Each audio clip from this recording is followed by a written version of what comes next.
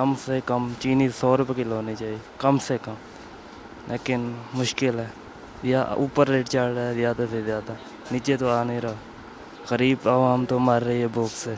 चीनी फ़िलहाल तो चल रही है 164, इसका कम से कम होना चाहिए 100 या 120 होना चाहिए, जो रीज़नेबल प्राइस है हमारी।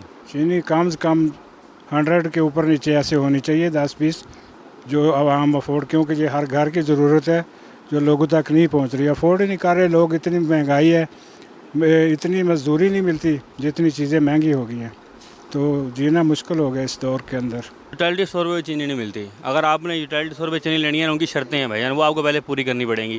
वो कहते हैं अगर आपने 2 किलो चीनी लेनी है तो साहब आपने 300 का सामान लेना पड़ेगा हमारा। अब वो गरीब बंदा बेचारा 2 किलो चीनी भी ले, साथ 300 का सामान भी ले, वो भी महंगा।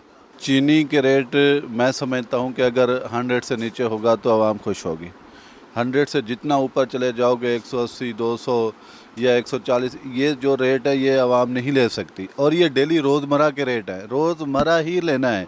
आज चीनी लेने जाओ कुछ रेट होता है, कल चीनी लेने जाओगे कुछ रेट होगा। चीनी का रेट पहले से बहुत ज़्यादा बढ़ गया है, इसलिए आवाम बहुत परेशान है। पहले रेट बहुत कम था,